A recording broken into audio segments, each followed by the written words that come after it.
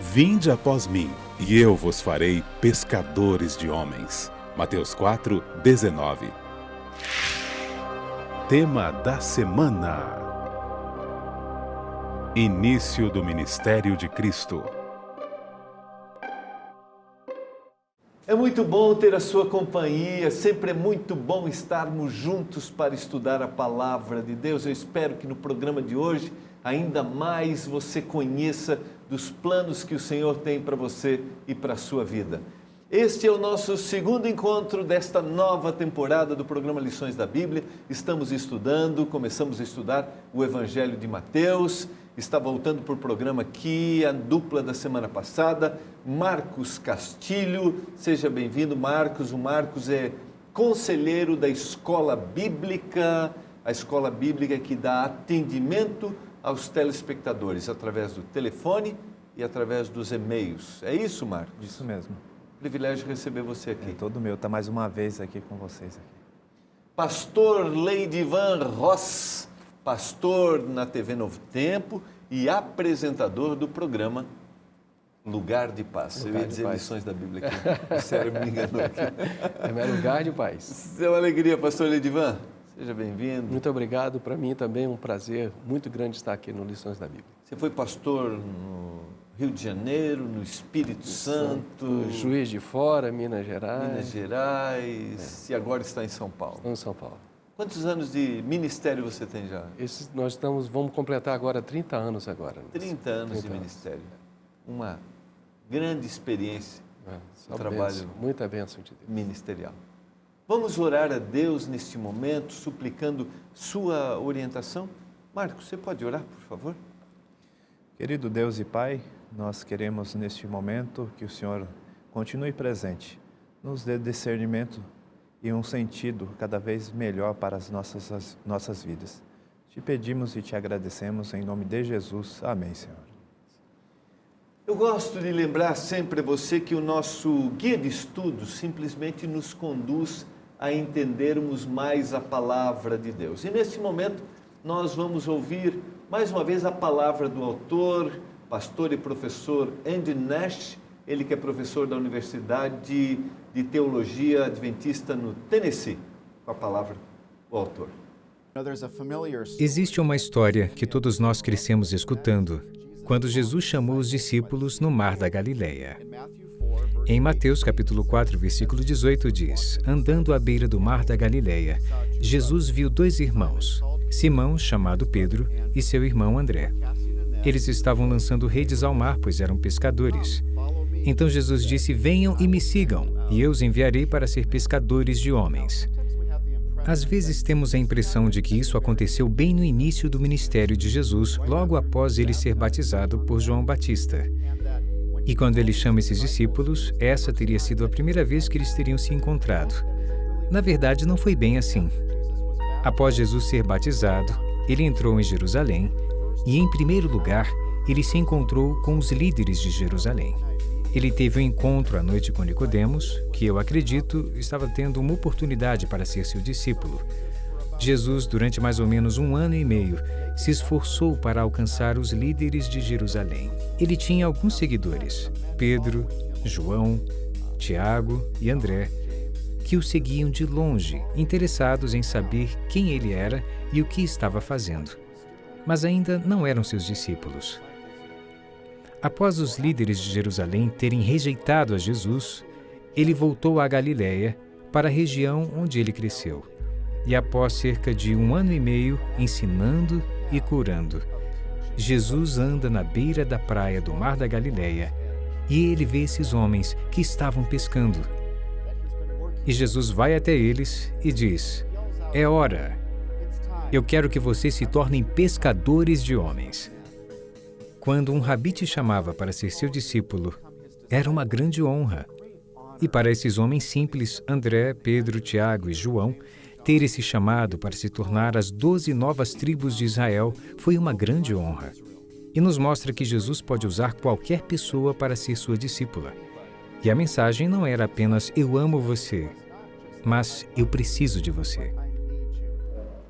Você pode acessar, você pode compartilhar aí na sua comunidade religiosa, assistir os comentários, é só acessar o nosso blog, também os programas que são apresentados aqui, compartilhe com seus amigos, sempre também a palavra do autor.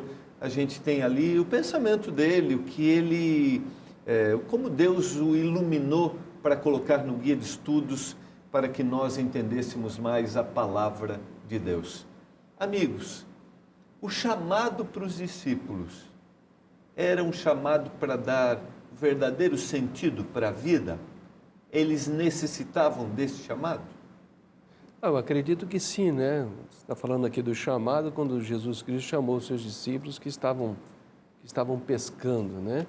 Eu acredito que eles já tinham um significado na vida deles, e o chamado de Cristo Jesus ampliou esse significado por um trabalho maior do que eles estavam fazendo, porque ser pescador é um trabalho honrado, é um trabalho digno, um trabalho honesto, não há problema nenhum as pessoas ser pescador, né? Mas Jesus queria que eles fizessem um trabalho superior, um outro trabalho, um trabalho para ser pescadores de homens, né? Então teve um significado maior, sim. O que talvez a gente deveria fazer é, da nossa profissão, do nosso trabalho, um ministério, né? Do meu talento, fazer dele um ministério. Aí talvez seja a grande questão, né? Sim, porque eles poderiam continuar sendo pescadores e testemunhando do amor de Deus onde estavam. Não há problema nenhum em ser pescador, né? Jesus Cristo quis ampliar o alcance do trabalho deles, né? Isso pode acontecer em qualquer profissão, desde Perfeito. que seja usado para mostrar o verdadeiro significado da vida. Perfeito. Você sabe que na introdução do guia de estudos tem uma historinha bem interessante. Eu queria ler, são 5 linhazinhas aqui, a respeito de um jovem. Eu não entendia qual era o significado da vida, disse um rapaz de 17 anos, de família abastada, que se tornou viciado em remédios. Ainda não sei, mas pensei que todas as outras pessoas soubessem e que havia um grande segredo conhecido por todas as outras pessoas e desconhecidas por mim. Pensei que todo mundo entendesse porque nós estamos aqui e que todos fossem secretamente felizes em algum lugar sem mim. Por que é importante a gente entender o verdadeiro significado da nossa existência? Eu diria, pelo que e por que se deve viver. Por que isso é essencial? É porque todos nós, sem exceção, nós temos essas perguntas dentro de nós, né? De onde eu vim? O que eu estou fazendo aqui? Para onde que eu vou, né? Eu sirvo para quê mesmo? Qual é a minha utilidade? Eu existo para quê mesmo? Então, todos nós temos essa pergunta dentro de nós e, em determinado momento, essa pergunta ela vai acentuar, dependendo do período da vida, vai acentuar dentro de nós ou não, né? Então, todos nós buscamos esse significado da vida. E é importante nós encontrarmos e sabermos o que realmente nós estamos fazendo aqui e qual é a nossa utilidade e, principalmente, qual é a nossa utilidade para Deus. Porque a nossa realização e a nossa felicidade está associado a isso, a esse significado, a essa certeza? Eu creio que sim, pastor, porque nós vemos que, embora nós procuramos ter ou fazer alguma coisa, nem sempre o êxito ele vai ser algo que vai ser alcançado, né? Nem sempre aquilo que eu espero eu vou conseguir. Então, nós precisamos entender isso. E com relação a esse chamado, eu vejo assim, o chamado ele serve mais para quem o aceita do que para aqueles que vão ser, para aqueles que vai ser utilizado o chamado. Exatamente, Porque é legal isso. É objeto de salvação de Cristo, né? Está mais próximo, está vivendo mais aquilo. Que nem o pastor falou, nós poderíamos ter... tem pessoas que não têm só um trabalho, tem vários, trabalham em vários... Também pregam o Evangelho, mas quando você vive só do Evangelho, o contato aqui na escola bíblica mesmo, quantas pessoas não ligam para nós dando um feedback do que a TV prega, a rádio prega, né? A web ela prega. Eu até queria ler um texto que esses dias eu li e diz assim: nossa felicidade será proporcional a nosso trabalho altruísta movido pelo divino amor, pois no plano da salvação, Deus indicou a lei da ação e da reação. Então, maior felicidade se eu ofereço mais daquilo que o Senhor fez em mim e que Ele quer fazer na vida das outras pessoas. Então, é só para a gente pensar aqui, porque a grande pergunta é, pelo que eu vivo? E por que eu vivo? Como você falou, às vezes eu posso me realizar profissionalmente, mas nem sempre isso me trará o verdadeiro sentido da vida. Correto. Né? E a gente vai descobrir aqui, no guia, nessa semana, a gente viu o início do ministério de Jesus. E para você que não tem a sua Bíblia, eu queria destacar, para quem não tem o seu guia, que você acompanhe através do estudo da Bíblia, Mateus capítulo 3, é o capítulo que nós vamos estudar hoje, vamos estudar o 4 também, né? 4 também. Mateus capítulo 3 e capítulo 4, para você que não tem o seu guia de estudos. Vamos começar com João Batista e a verdade presente, capítulo 3, verso 2. Arrependei-vos porque está próximo o reino dos céus. O que significava esta mensagem? A mensagem presente é a mensagem que é relevante para aquele momento, né? Se a gente pega, por exemplo, a mensagem de Noé para o povo, né? Então, qual era a mensagem de Noé? É que eles deveriam se preparar, porque Deus iria mandar uma chuva e eles deveriam entrar dentro da arca que estava sendo preparada. Então, é a mensagem presente. Hoje não pregamos essa mensagem, não vai haver um outro dilúvio, né? Então, a mensagem presente era a mensagem daquele momento, né? Então, a mensagem presente de João Batista é que ela incluía o preparo das pessoas para aceitarem o Messias que estava se aproximando, né? Então, ele tinha lá os seus discípulos, João Batista, como o mestre que era, tinha os seus seguidores. Então, ele tinha que preparar o coração dessas pessoas para poder aceitar a mensagem do Messias. Então, o que ele fala assim? Arrependei-vos. Mas espera aí, dizer a um judeu para ele se arrepender, dizer a um judeu para ele se converter, dizer a um judeu que ele precisava se batizar tinha de ser o gentio, né, no proselitismo. Então, o judeu não se batizava, quem batizava era o outro para ser aceito como judeu ou coisa parecida, né? Então, essa mensagem foi dada por Deus a João Batista para começar a colocar no povo a ideia de que eles precisavam de algo mais que eles não tinham. Que eles precisavam realmente de um Salvador, de um Redentor, que eles eram pecadores, né? E como é que eles eram pecadores? João Batista foi mostrando isso para eles na vida deles que estavam em desacordo com a palavra de Deus. Então, essa era a mensagem presente de João Batista, que incluía o arrependimento dos pecados, porque Jesus Cristo estava chegando, o Messias estava chegando. O que significa esse arrependimento? Porque para nós, às vezes, essa palavra pode se tornar assim muito... Estou arrependido.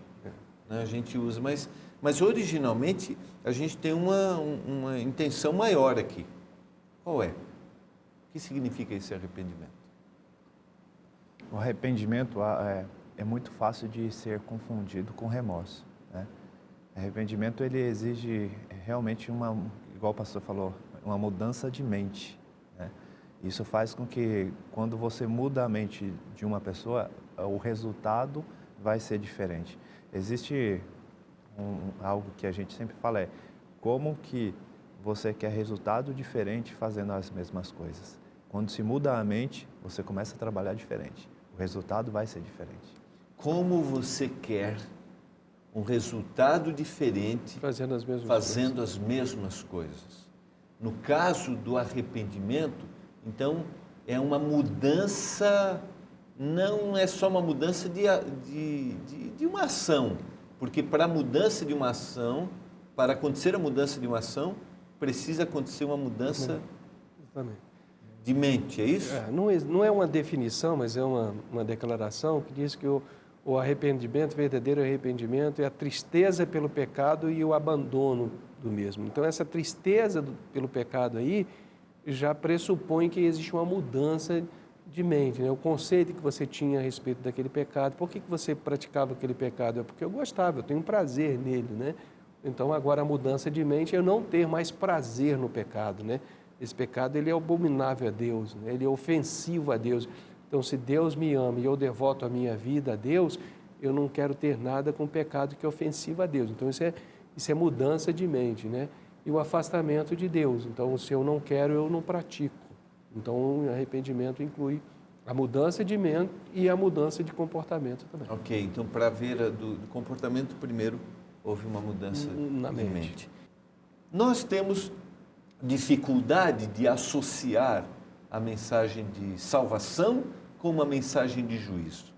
Mas elas estão ligadas? E por que há uma mensagem de juízo? A dificuldade, de repente, é o seguinte, né? Que salvação para muitas pessoas é assim, Deus passará a mão sobre o pecado, eu não vejo, fingir de conta que não vejo, eu perdoo você, eu sou bonzinho, né?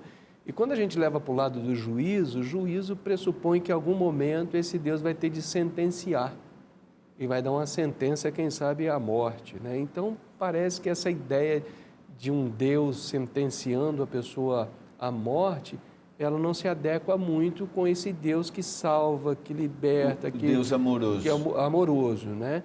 Mas quando nós lemos a Bíblia, toda a Bíblia, Velho e Novo Testamento, aí fica muito claro uma coisa: Deus só pode salvar o ser humano no juízo, não existe outra forma. Deus estabelece o juízo para poder salvar o ser humano.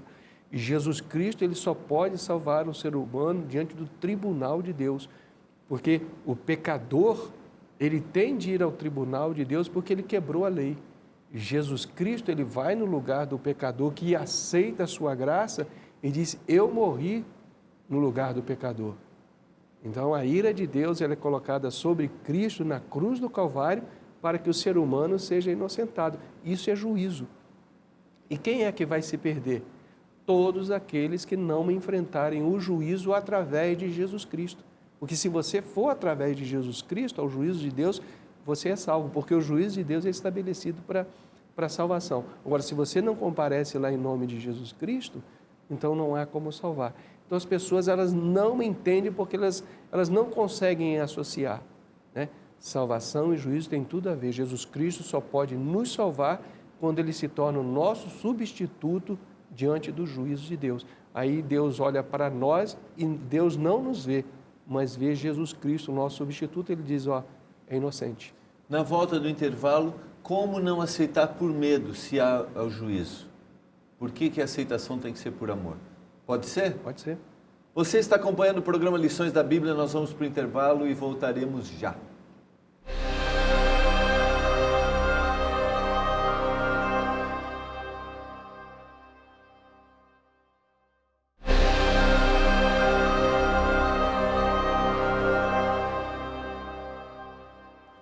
Você está acompanhando o programa Lições da Bíblia. Eu quero dizer a você que você é nosso convidado especial em todas as comunidades adventistas do sétimo dia. Todos os sábados pela manhã nós temos ali um momento especial de estudo do que nós abordamos aqui no programa Lições da Bíblia. Chega lá e diga: olha, eu sou um convidado especial do programa Lições da Bíblia. Eu quero mandar um abraço especial para a dona Silmar, ela que é nossa telespectadora assídua na cidade de Tupã, no interior do estado de São Paulo. Um abraço, dona Silmar, ela que é mãe do Tito, que é apresentador aqui junto com o Leandro Quadros, do Na Mira da Verdade, e mãe da professora Verli. Deus abençoe muito a senhora, dona Silmar. Deus continue cuidando da senhora, uma pianista exímia, viu? Olha, rapaz. Uma excepcional pianista. Queridos, eu fui para o intervalo para a gente perguntando como a gente não ter medo, aceitar a salvação por amor se há um juízo. Qual é a motivação? A motivação, ela deve ser, precisa haver uma finalidade. Por quê? Eu posso até mesmo fazer coisas boas por medo. Mas, por exemplo, eu posso ajudar de uma forma assistencial pessoas, mas por medo de perder a salvação. Nesse caso, eu estou fazendo pelo motivo correto? Não, porque deveria eu fazer porque eu amo o próximo, né? E porque se por algum motivo eu não fizer, eu vou estar desagradando a Deus, porque Ele fala que é dessa forma que nós iríamos conhecer Ele. Agora, se eu faço por medo, o principal, que é o amor pelo próximo e o amor por Deus, eles estão ficando de fora. Quando eu assusto, sim, pastor, pode falar. E aí a fala dele está de acordo com 1 João 4,18, diz que o amor lança fora o medo. Então, quando você tem consciência do amor de Deus por você, e que a sua vida é uma resposta a esse amor, você vai ter medo do quê? Então, é perfeita Talvez a essa seja a colocação. grande questão, que é a minha vida é uma resposta Ao amor de ao Deus. amor que o Senhor me ofereceu. Então, não tenho que temer porque Ele me ama, né? Ele me ama e eu estou com a vida de acordo com a vontade dEle, alguma coisa nesse sentido. Ninguém será salvo por medo do juízo. Posso afirmar isso? Sim.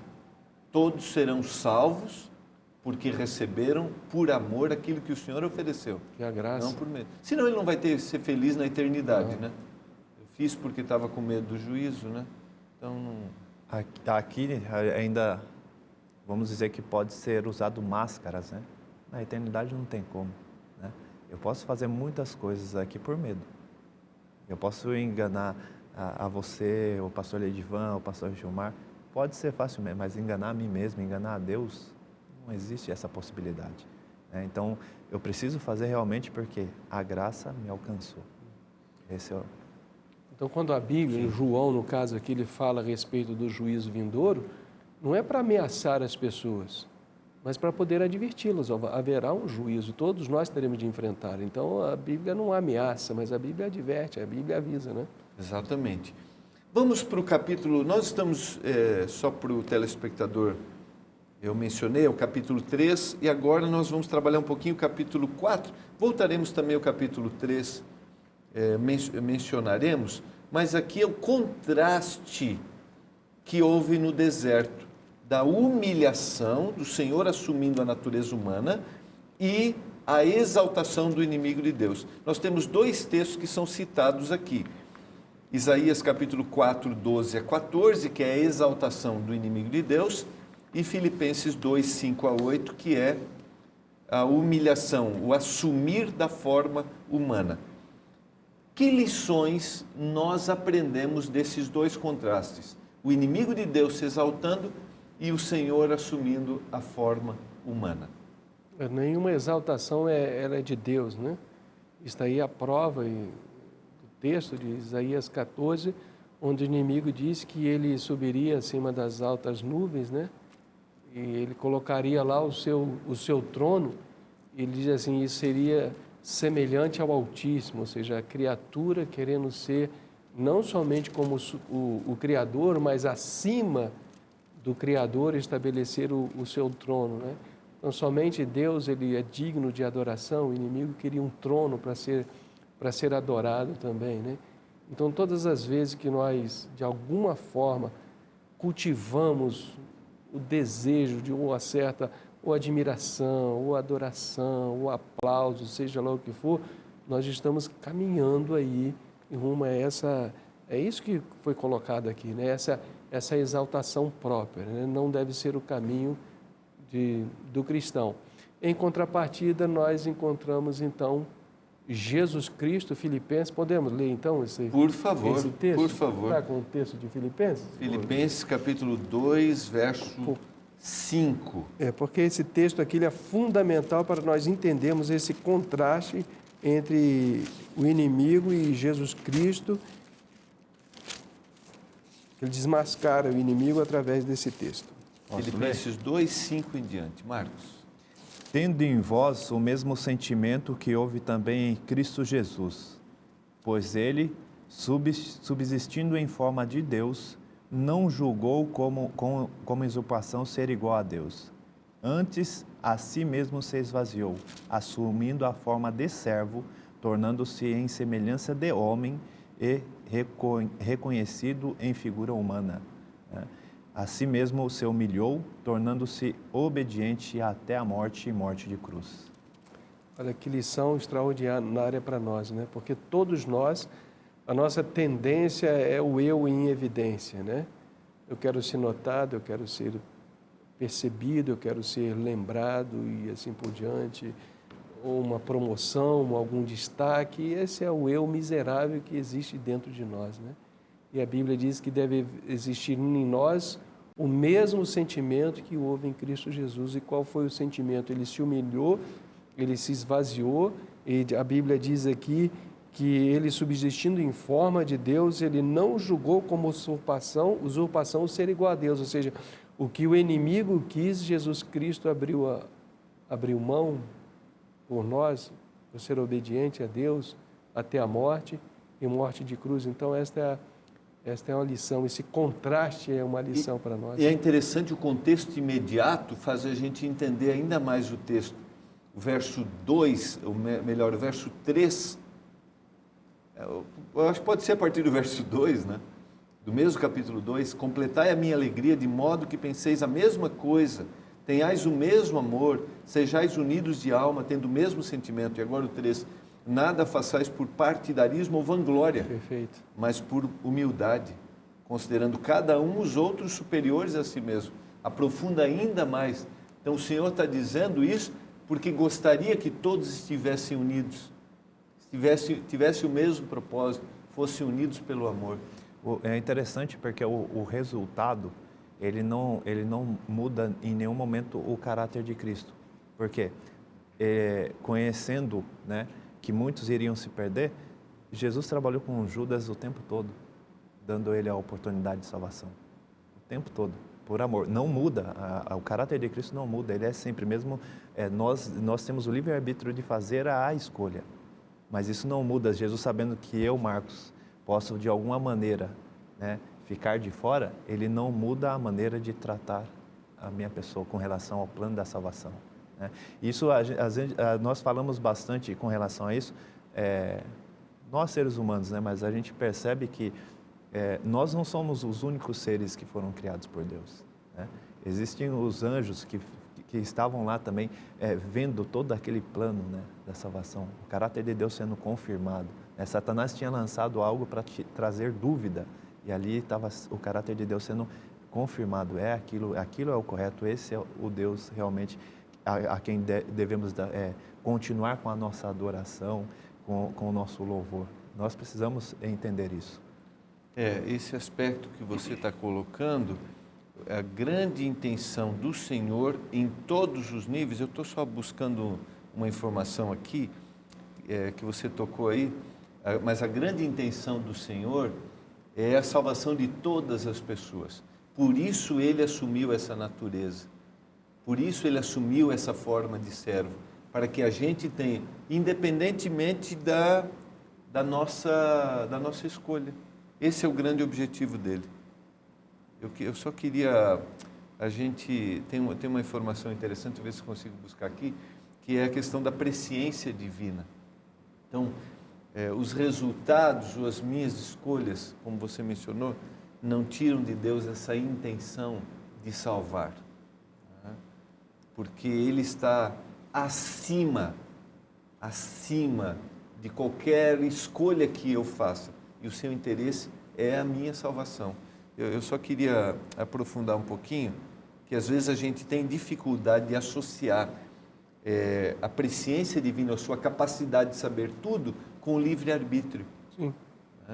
Então é aí que talvez a gente precisa mudar a chavezinha. A presciência divina não limita o meu livre-arbítrio, a minha capacidade de escolha. Ele não determina, né? Exatamente. Ele não determina. Exatamente. Embora ele seja presciente, esteja acima de todas as coisas, levar em consideração a minha Eu acho que essa é a melhor frase. A minha escolha, né? A presciência divina não determina o meu livre-arbítrio. Perfeito. É importante que a gente entenda. Aí só queria buscar aqui essa palavra, presciência divina. Podemos ir adiante? O senhor quer comentar alguma coisa, pastor? Porque esse contraste ali do deserto, da tentação, né? Quando visto aqui através desses dois textos, principalmente desse de Filipenses aqui, porque age em vós o mesmo sentimento que houve em Jesus Cristo, né? Esse sentimento, ele é oculto, o sentimento, ele é silencioso, né? Então ele está lá dentro e muitas vezes nós não percebemos isso, as pessoas não percebem isso, nós podemos ter sentimento de superioridade e ninguém está vendo isso, mas lá dentro sim, temos o orgulho, a arrogância, isso, é interessante. E está lá, e então essa é a luta, essa é a tentação. Então a gente tem que tomar muito cuidado com sentimentos, com pensamentos, coisas que nós temos a respeito de como é que nós nos relacionamos em termos de sentimentos e pensamentos com o semelhante. Aqui, ó, não se considere superior a ninguém, é igual, nós somos iguais, né? A cruz de Cristo nos revela, o amor de Cristo nos revela, e assim nós devemos nos tratar, assim nós devemos conviver uns com os outros. É muito interessante isso, porque eu posso velar isso, né? Mas Sim. o Senhor sabe o que está. Ah, foi fulano para tal função e eu não fui. Fulano recebeu o reconhecimento e eu não recebi. Eu posso até velar isso, mas lá dentro eu posso estar sofrendo com isso e posso estar perdendo a oportunidade da salvação. Filipenses, ainda no capítulo 2, ele fala assim, esse trato, ele não fala nem para a gente tratar como igual, ele fala, olha, trate os outros superiores a você. Exatamente, exatamente. E é a forma do servo aqui, a forma do servo. Jesus. Isso para mim é muito claro, assim, fica muito evidente, né? Aquilo que o mundo quer que eu seja superior e aquilo que Deus quer que eu seja, servo. Sempre alguém quer chegar primeiro, né? Quer chegar na frente, né? Não tenha, a gente vai perdendo isso, né? De ceder, de dar oportunidade, de recuar. Isso aqui é muito profundo, viu? E quando isso não acontece, a amargura vai crescendo no coração da gente e a gente não sabe nem porquê, né? Exatamente. Exatamente isso. E vai corroendo, né, professor? Perfeito. Vai corroendo. E vai adoecendo. E vai adoecendo. Exatamente. Vamos adiante. A questão da tentação está no capítulo 4, dos versos 1 a 11. Esse é um tema que comumente nós discutimos aqui. Eu creio que até na temporada passada nós trabalhamos isso na questão da rebelião e redenção. Mas por que o Senhor tinha que passar pela tentação? E como nós podemos vencer quando somos tentados? Eu vejo assim, Satanás, ele sempre, de alguma forma, ele quis fazer colocar na cabeça do ser humano que era impossível fazer a vontade de Deus, né? Se Jesus não houvesse passado pela tentação, logo, como que eu sou tentado, né, em várias coisas, como que eu iria realmente aceitar a Deus passando por todos esses momentos difíceis? E Cristo executando o plano da salvação, você ter passado por nada, seria fácil, né? Isso seria a acusação. Então, nessa questão, Cristo, passando pela tentação, Ele sabe o que eu e o que você passa, né? Às vezes nós podemos pensar assim, mas espera aí, será que Cristo, sendo homem, Ele passou pelas mesmas dificuldades, mesmas tentações de uma mulher? Né? Cristo, ele foi tentado em tudo. Por isso, ele é o único que tem direito, né, de nos resgatar. Essencialmente, né? É a essência de toda a tentação. Então, ele passou por toda a essência de tentação, né? Por tudo. Nós vamos por intervalo, nós voltaremos para aprofundar um pouquinho isso, porque tem até uma observação bem interessante. Foi o Espírito que levou Jesus ao deserto para ser tentado pelo diabo. Está no capítulo 4, verso 1. Eu gostaria que vocês explicassem isso aqui, tá bom? Você está acompanhando o programa Lições da Bíblia, nós vamos para o intervalo e nós voltaremos já.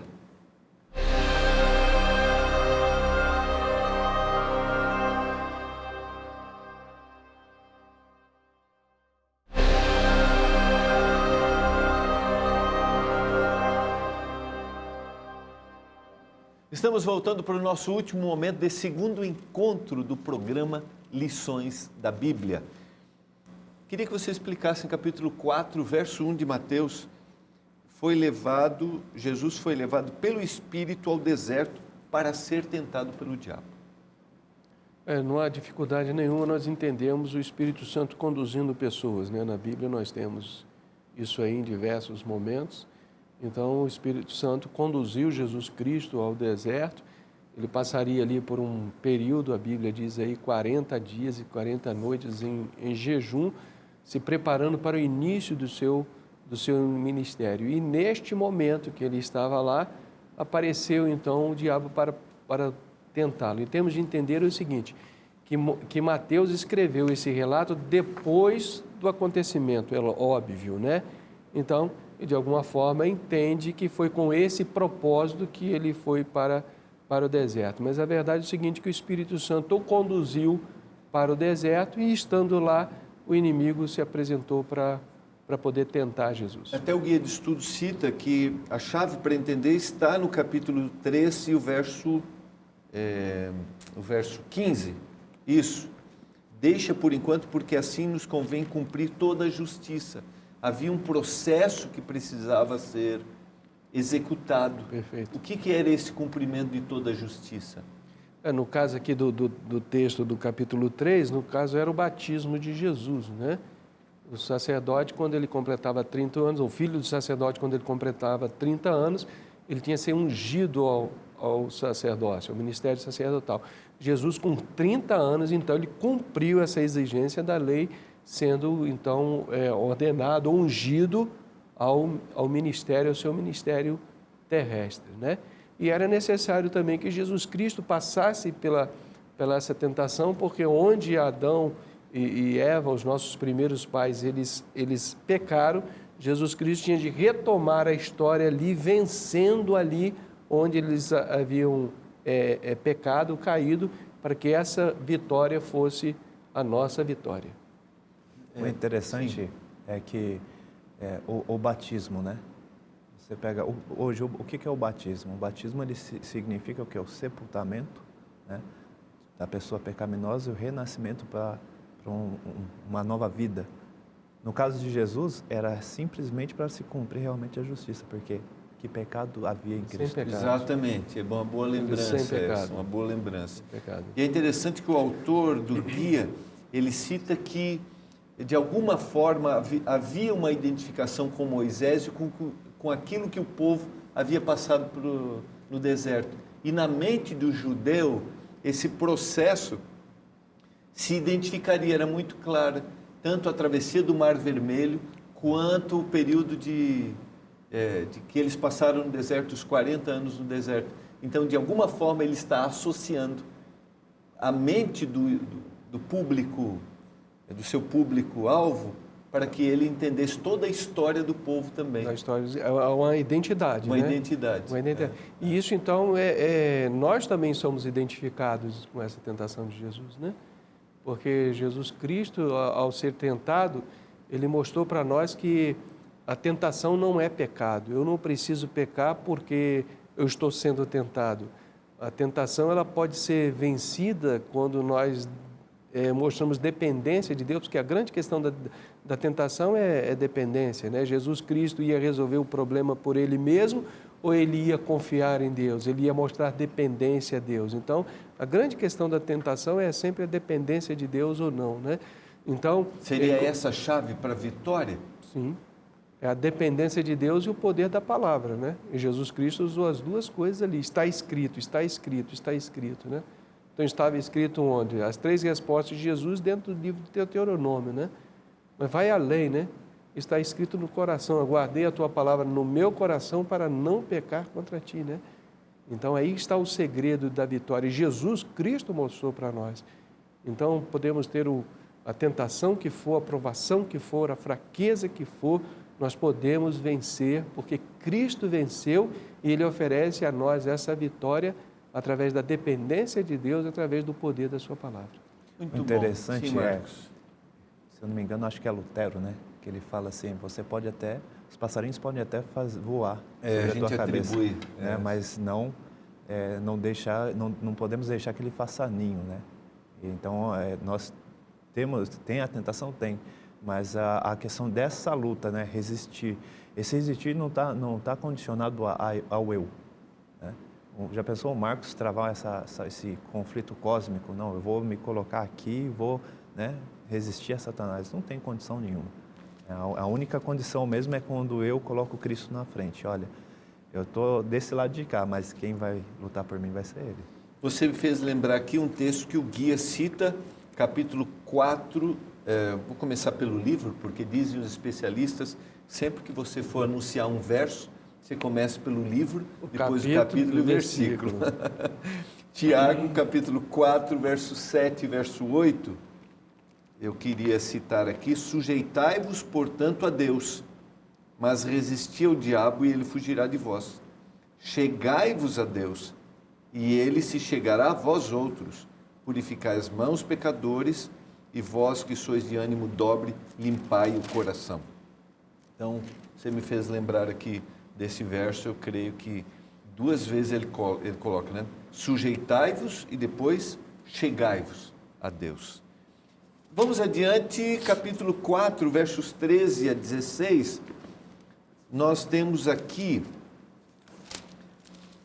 ouvindo Jesus que João fora preso, retirou-se para Galiléia.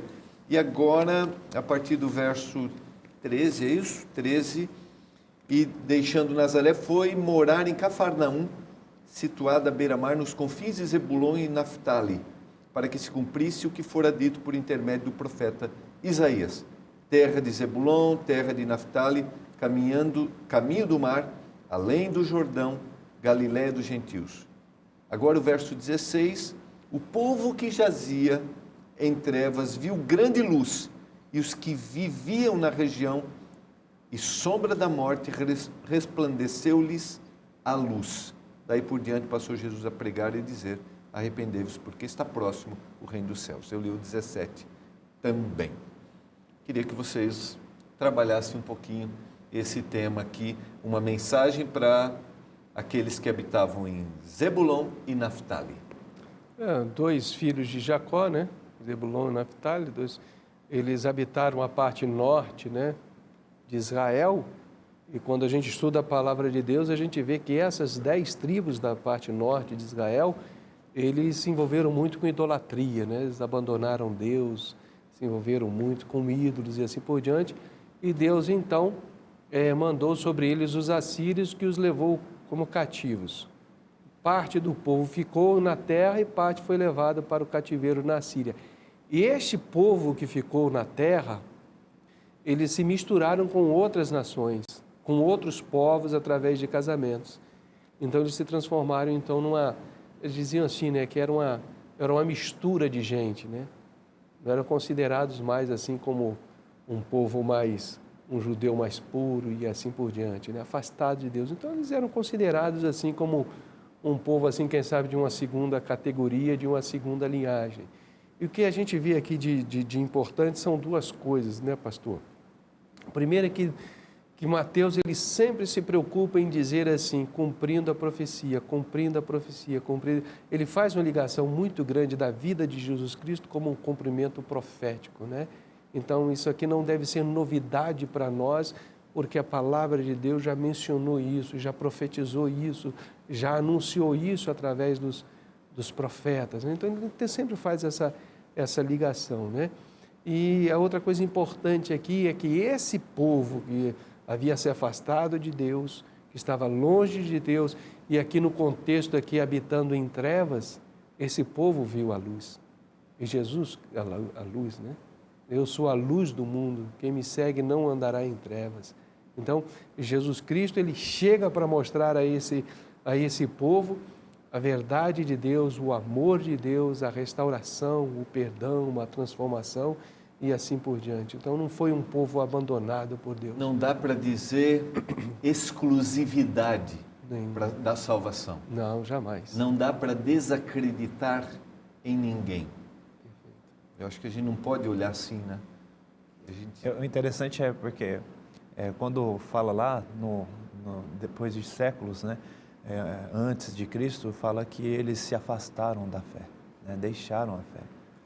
E é para eles que Cristo vai.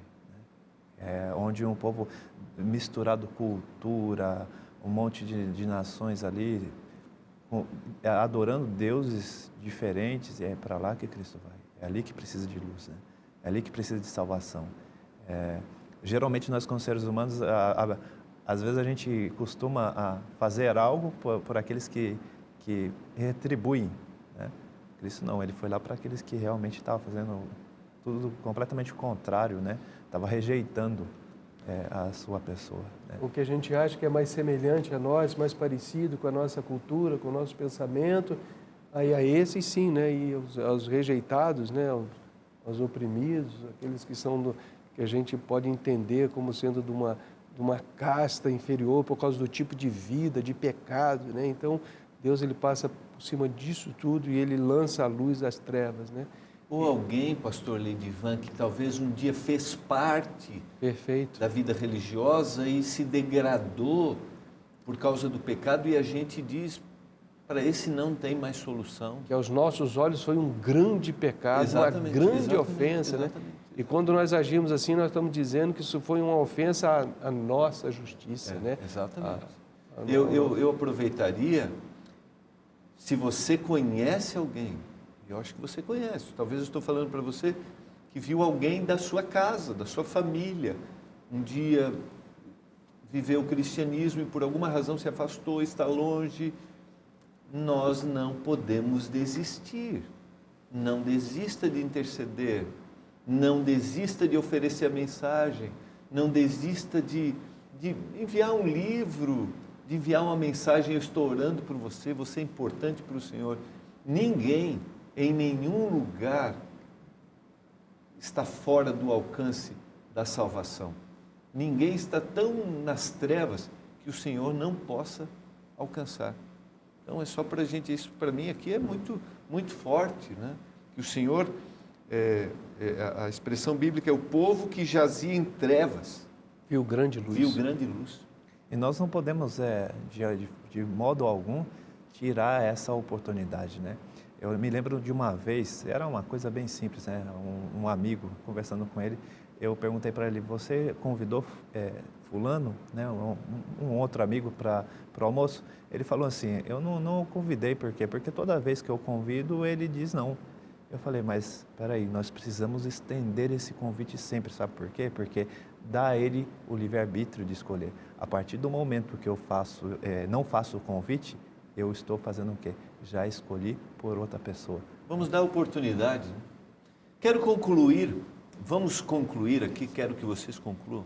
No chamado do capítulo 17, está no capítulo 4, Mateus 4, 17 a 22, Jesus chamou pescadores de homens, e a gente começou, né? O chamado era para dar um verdadeiro significado para a vida, eles poderiam ter como pescadores, mas o Senhor os chama para, com exclusividade, de viverem para a pregação do Evangelho. Quais são as características de alguém que pode ser chamado discípulo? O Senhor tem determinadas características? O Senhor faz uma lista de prerrogativas. Exatamente. É assim? É assim que aconteceu com esse grupo? Foi o primeiro momento? A gente tem a tendência de achar que foi o primeiro momento. Não foi o primeiro momento, porque Jesus já havia sido introduzido por João Batista aos seus discípulos. Em tudo indica que eles eram os discípulos de João Batista, né? Eis o Cordeiro que tira o pecado do mundo. Então eles já tinham contato com Jesus, já tinham passado alguns momentos com Jesus, mas vem o momento agora de Jesus então chamá-los especificamente para eles viverem o ministério de Jesus Cristo aqui na Terra, né? E se falando a respeito de característica, eu acho que a grande característica é a humildade. A humildade é para se colocar à disposição do serviço de Deus, da obra de Deus, e isso esses homens tinham, né?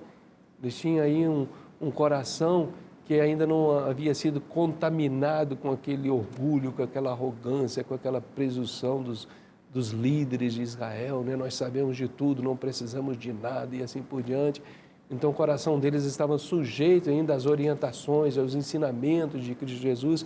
Era um coração, nesse sentido, era um coração ainda fértil para ser plantado a semente do Evangelho. O que me chama muita atenção aqui, pastor, é que eles imediatamente, tanto Pedro e André, como Tiago e João, imediatamente eles deixaram tudo no caso de Tiago e João, deixaram o pai e o barco, Pedro e André deixaram as redes imediatamente para poder seguir a Jesus Cristo. Isso aí é notório para nós e tem de servir de exemplo, deixar para seguir Jesus, para trabalhar, para seguir. Qualquer pessoa, em qualquer momento, pode ser convidado para ser um discípulo de Jesus? Eu creio que sim. Da mesma forma que ele, em algum momento, né, ele fez um chamado, né, principalmente para pastorear. Né. Isso é muito bonito. Todas as pessoas, ele escolheu só pessoas de classe alta? Não. Só de classe baixa? Também não. Né. A gente vê que esse chamado é para todos, para todas as pessoas. Agora, o que nós vamos responder para Deus, né? Essa é a grande questão. Talvez a grande questão seja, não existe características, mas existe a disposição. Sim. E a disposição está associada à humildade, sim, que você colocou, né? De receber a orientação, de receber a repreensão. E outra coisa, a humildade para que depois do trabalho feito, a honra e glória seja dada a Deus. Esse é o verdadeiro significado da vida. O humilde faz isso, entendeu? Então, depois do trabalho feito, honra e glória a Deus. Pedro e João, lá no templo, quando eles foram curar o coxo, depois da cura, as pessoas vieram para falar com ele: por que vocês estão olhando para nós? Olha, depois da cura, não é conosco, foi no poder dele, é o nome dele, entendeu? Então, é necessidade daqueles que são chamados por Deus que tenham essa humildade para apontar para Deus, né? O alvo de toda a glória, todo louvor e toda a honra. Quero agradecer muito a participação do Marcos, do pastor Leidivan. Na semana que vem nós teremos uma outra dupla. Deus continue abençoando muito a vocês. Vamos orar agradecendo por esse momento. Pai do céu, te agradecemos pelo estudo da palavra. Te agradecemos porque o Senhor nos convida. Queremos aceitar o convite, nos humilharmos diante do Senhor, para que o Senhor faça através de nós a tua obra. Clamamos por isso, em nome de Jesus. Amém. Foi bom demais ter a sua companhia, foi muito bom estarmos juntos nesse nosso segundo encontro, o início de uma nova temporada onde estamos aprendendo as maravilhas do Evangelho de Mateus. Jamais esqueça as palavras de Jesus: e conhecereis a verdade, e a verdade vos libertará. Que a palavra de Deus faça diferença na sua vida todos os dias. Até o próximo Lições da Bíblia, aqui na TV Novo Tempo, o canal da Esperança.